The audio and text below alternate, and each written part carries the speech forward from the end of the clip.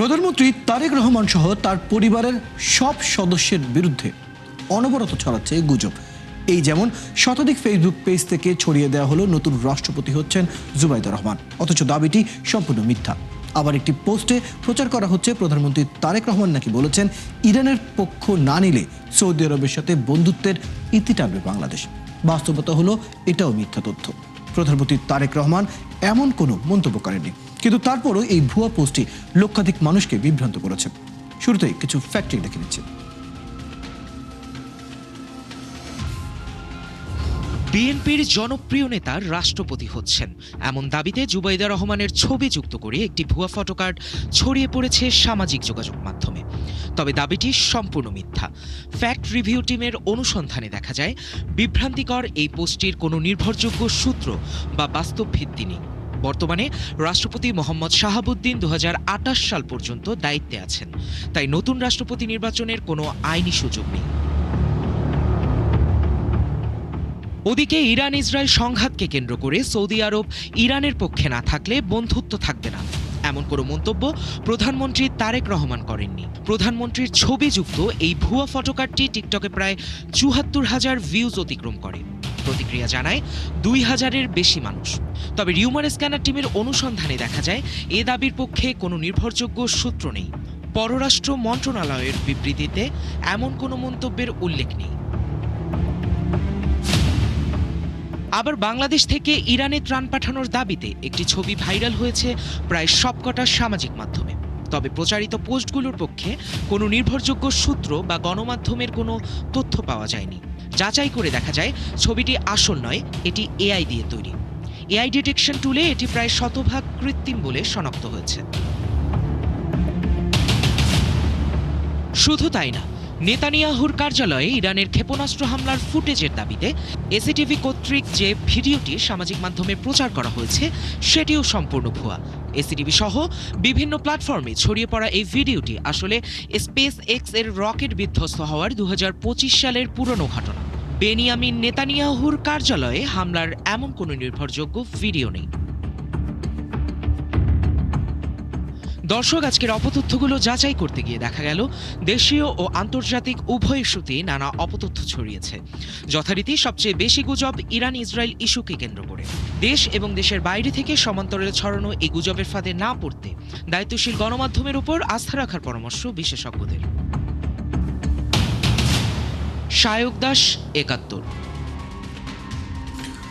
দর্শক, আমরা প্রতিবেদনটি দেখে নিলাম। আগে জানিয়েছি আমাদের সাথে যুক্ত আছেন প্রযুক্তি খাত বিশ্লেষক মোবারক হোসেন। এই পর্যায়ে তার সাথে আমরা আলোচনা যাচ্ছি। মোবারক হোসেন, আপনাকে স্বাগত জানাচ্ছি আজকের আমাদের ফেক নিউজ স্ক্যানারের আয়োজনে।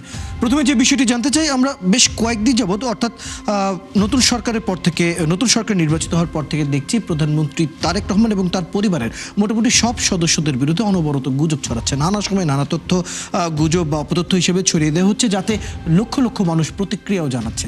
এই যে এই বিষয়টি আসলে কীভাবে দেখেন এবং এই বিষয়টি নিয়ে একটু বিস্তারিত আপনার কাছে জানতে চাই, কীভাবে দেখছেন বিষয়টি?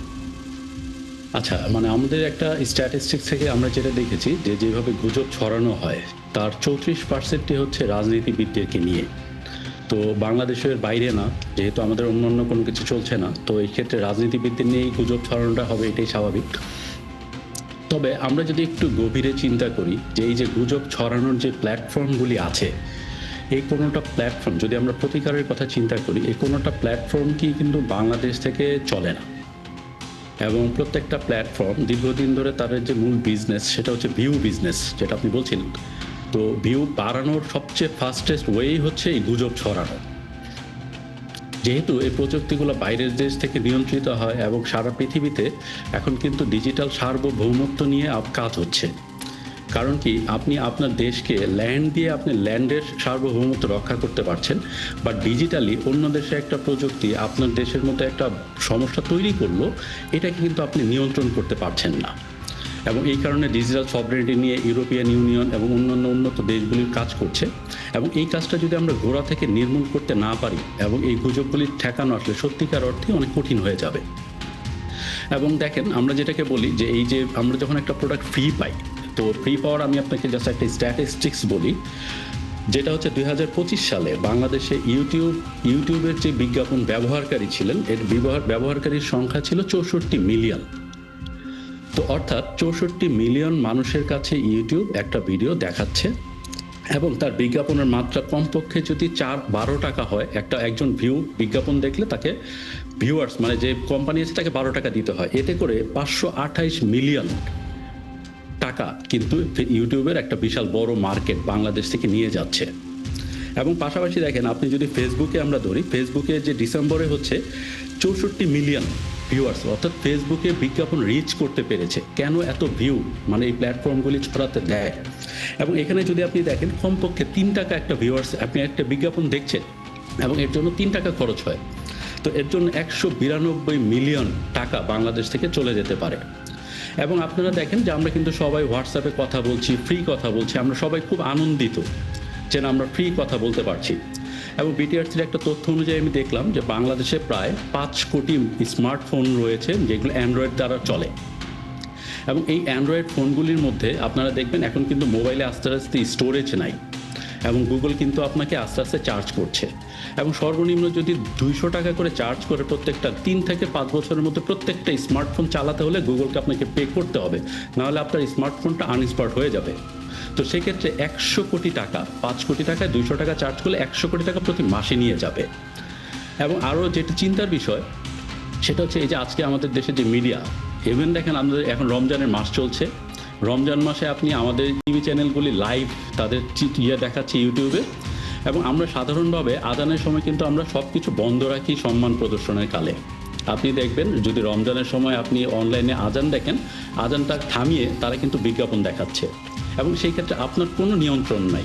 কারণ কি, আপনাকে তারা ফ্রি দিচ্ছে। এবং এই ফ্রির যে মাসুলটা, এটা যে কত বড় হতে পারে এটা আমরা 2 থেকে 3 বছরের মধ্যেই টের পাবো। এবং উন্নত বিশ্বে আমরা যারা টিভি দেখি আমরা কিন্তু শুধু টিভির পে করি, একটা চ্যানেল সাবস্ক্রাইব করি, কিন্তু ইউটিউব কিন্তু এখন ডাবল সাবস্ক্রাইব করছে। আপনি বিজ্ঞাপন টিভি চ্যানেলগুলি যখন আপনি ইউটিউবে দিবেন আপনাকে প্রথমে টাকা দিবে, বাট ওরা কিন্তু এখন ভিউয়ার্সদের কাছে চার্জ করছে। অর্থাৎ প্রত্যেকটা ভিউয়ার্সকে যদি ও 30 টাকা করে চার্জ করে, এবং যেমন কানাডাতে যেটা হয়েছে যে এত পরিমাণ বিজ্ঞাপন দেখায় তারা, আপনি বাধ্য হবেন যে এই সাবস্ক্রিপশন মানে অর্থাৎ মাসে 30 টাকা দিয়ে হলো আপনি এখান থেকে মুক্তি পাওয়ার জন্য। তাহলে সেই ক্ষেত্রে মোবারক হোসেন আপনি কি মনে করেন এই যে প্রযুক্তিগত বা অ্যালগরিদমিক আমরা যে এখন অবস্থাটা দেখছি, অর্থাৎ অপতথ্য বা গুজব কোনটা ঠিক কোনটা বেঠিক না বুঝে আসলে সামাজিক যোগাযোগ মাধ্যম যখন এই ভিউ বাণিজ্যকে এগিয়ে নেওয়ার জন্য বা বিজ্ঞাপন বাণিজ্যকে এগিয়ে নেওয়ার জন্য এই ধরনের কাজ যখন করছে, সেটি তো সাধারণ মানুষকে প্রভাবিত করছে। তাহলে সেই ক্ষেত্রে আমাদের কি করার আছে? এই ক্ষেত্রে সরকারের আমি মনে করি বিশাল একটা ভূমিকা আছে। আমি আগেই বলেছি যে পুরো পৃথিবী এখন ডিজিটাল সভরেনিটি, ডিজিটাল সার্বভৌমত্বের উপরে জোর দিচ্ছে। আপনি যখন ফ্রি কোনো কিছু খাচ্ছেন আপনাকে অবশ্যই চিন্তা করবেন আপনি কিন্তু তখন তার প্রোডাক্ট হয়ে যাচ্ছেন। আপনি সিম্পল একটা জিনিস চিন্তা করেন, আপনি যখন একটা রেস্টুরেন্টে বসে পে করে খাচ্ছেন তখন রেস্টুরেন্টের মালিক আপনার সাথে কীরকম আচরণ করে, হোয়ারেজ আপনি কোথাও যখন একটা ফ্রি কোথাও খেতে যাচ্ছেন আপনাকে কীভাবে আচরণ করছে। তো এই যে আসলে বাজারগুলি দখল করার জন্য, এবং আমি মনে করি আমাদের যে মিডিয়ার নিয়ন্ত্রণ 2 থেকে 5 বছরের পরে এই মিডিয়ার নিয়ন্ত্রণ আপনাদের থাকবে না। আপনার ভিডিও আপনি আপলোড করে আপনি যদি ইউটিউবকে টাকা না দেন আপনার এই ভিডিও অন্য কেউ দেখবে না। এবং এরাই যেটা করছে আপনাকে তাহলে প্রশ্ন করবেন এখন আপনাকে ফ্রি দিয়ে তাদের কী লাভ। প্রত্যেকটা টিভি চ্যানেলে নিজস্ব কিছু সাবস্ক্রাইবার রয়েছে, এই সাবস্ক্রাইবারগুলি আপনারা কোটি টাকা দিলেও তার কাছে বিক্রি করবেন না। এই সাবস্ক্রিপশনগুলো তারা আপনাকে ফ্রি দেওয়ার মাধ্যমে আপনার এই সাবস্ক্রাইবারগুলিকে এবং আপনার যে টিভির কন্টেন্ট আর্কাইভ সমস্ত কন্টেন্ট কিন্তু সে নিয়ে গেল। চমৎকার বলছেন মোবারক হোসেন। মোবারক হোসেন আপনাকে আরও একবার স্বাগত জানাচ্ছি আজকের এই আলোচনায়। এই পর্যায়ে যদি জানতে চাই, বিরতির আগে যেমনটি আপনি বলছিলেন যে কী ধরনের আসলে পদক্ষেপ আমাদের নেওয়া উচিত, কারণ আমরা জানতে চাই সাধারণ মানুষ যারা সোশ্যাল মিডিয়াতে বা সামাজিক যোগাযোগ মাধ্যমগুলোতে এই ধরনের তথ্য দেখছে আসলে তাদের জন্য কি করার আছে, আর আমাদের নীতি নির্ধারক যারা অর্থাৎ সরকার তাদের কি করার আছে একটু জানাবেন। একটা তো হচ্ছে যারা আমরা সাধারণ মানুষ আছি তারা যে কোনো একটা নিউজ দেখলে আমরা খুব এক্সাইটেড হই এবং মানুষ আস্তে আস্তে আত্মকেন্দ্রিক হয়ে যাচ্ছে। সে ঘরের মধ্যে নিউজটা দেখলো এবং সে মনে করলো এই নিউজটা আমি সবাইকে জানিয়ে দিই এবং সেই নিউজটা সত্য হোক কিংবা মিথ্যা হোক শেয়ার করতে শুরু করে। আর প্ল্যাটফর্মগুলি তাকে আরও বেশি করে যে তুমি আরও নিউজ ছড়াও। আর এই ক্ষেত্রে যেটা হচ্ছে যে যারা সাধারণ মানুষ তারা যে কোনো নিউজ দেখলেই তাদের হচ্ছে যে মেইন স্ট্রিম মিডিয়াগুলি, আসলে মেইন স্ট্রিম মিডিয়াগুলি সত্যতা যাচাই করা ছাড়া তারা কোনো নিউজ পাবলিশ করে না এবং এটার মধ্যে কোনো সাধারণ মানুষের খুব একটা মানে চটকদার কিছু থাকে না। এর জন্য তারা তো খুব এটাতে মজা পায় না, কিন্তু যারা গুজব তৈরি করে তারা কিন্তু নিউজগুলোকে খুব চটকদারভাবে তৈরি করে।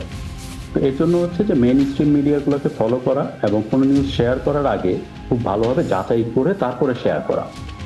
এবং সরকারের দিক থেকে যেটা করণীয় আছে আমি মনে করি, যেহেতু আমরা একটা হিসাব দিচ্ছিলাম, এখানে ফেসবুক এবং ইউটিউব এবং এটা মিলে প্রায় এখানে আমরা দেখলাম মান্থলি, যদি আমরা এখন হয়তো হচ্ছে না, বাট একটা 2 থেকে 3 বছরের মধ্যে দেখা যাবে যে আমাদের মোবাইলগুলি স্মার্টফোনগুলি চালাতে গেলে 200 জিবি অর্থাৎ 200 টাকা মিনিমাম দিতে হবে, কারণ নাহলে আমার মোবাইলে যে 30 জিবি গুগল যেটা ফ্রি দিয়েছিল তাইগুলো মোবাইল ছবি দিয়ে ফিল আপ হয়ে যাচ্ছে, আমাকে 100 জিবিতে যেতে হবে।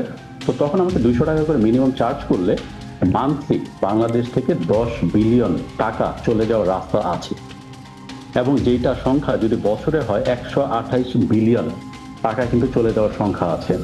এখন এই জায়গা থেকে তাহলে কি এই ইউটিউব ছাড়া ফেসবুক ছাড়া পৃথিবী অচল?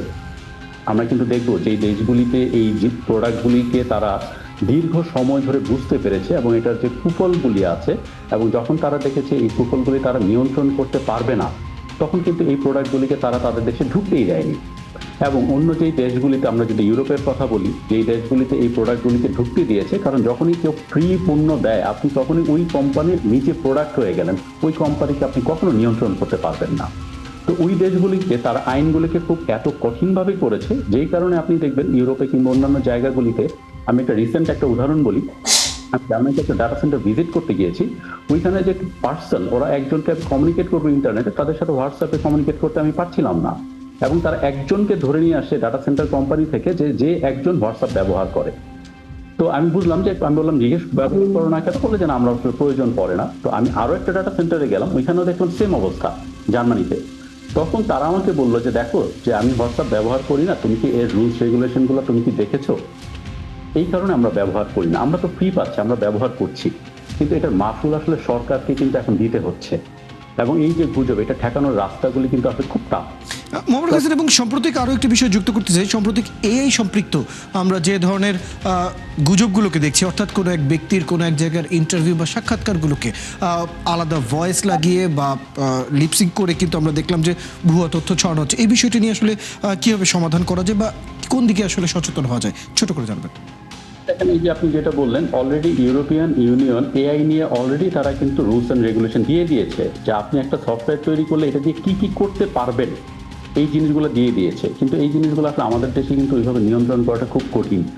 এবং আপনি যেই ডিজিটাল ফরেন্সিক করতে গেলে ডিজিটাল যে আইডেন্টিফিকেশন, এই জায়গাটা আসলে আমি মনে করি এখনো দুর্বলতা। তাহলে মোটা দাগে আসলে এখনো আরো অনেক কিছু গোড়া থেকে তৈরি করে নিয়ে আসার প্রয়োজন রয়েছে, যাতে অদূর ভবিষ্যতে এই জায়গাগুলোতে আমরা আসলে একটি সমাধান বা সচেতনতা বা নিজেদেরকে সচেতন রাখতে পারি। ধন্যবাদ মোবারক হোসেন সময়টা আজকে আমাদেরকে দেওয়ার জন্য। দর্শক, আমাদের সাথে যুক্ত ছিলেন আমাদের অতিথি প্রযুক্তি খাত বিশ্লেষক মোবারক হোসেন। কথা বলছিলেন বেশ কিছু ফ্যাক্ট চেক নিয়ে। দর্শক, আপনারা আছেন ফ্যাক্ট চেক নিয়ে 71-এর নিয়মিত আয়োজন ফেক নিউজ স্ক্যানারে। প্রতিদিন আমরা রিউমার দূর করতে হাজির হব ঠিক একই সময় একইভাবে। আপনারাও আমাদের সাথে যুক্ত হতে পারেন। যে কোনো খবর যদি আপনাকে সংশয়ে ফেলে, সের একটি স্ক্রিনশট আমাদেরকে মেইল করতে পারেন fns.71tv@gmail.com অথবা ফেসবুকে যোগাযোগ করুন www.facebook.com/fake-news-scanner-এ। আমরা সেই তথ্যের ফ্যাক্ট চেক করে আপনাদের জানাবো। চটকদার শিরোনাম দেখে ক্লিক করবেন না, বিশ্বাস আর প্রতিক্রিয়া জানানোর আগে ফ্যাক্ট চেক করুন। আর থাকুন 71-এর সাথে।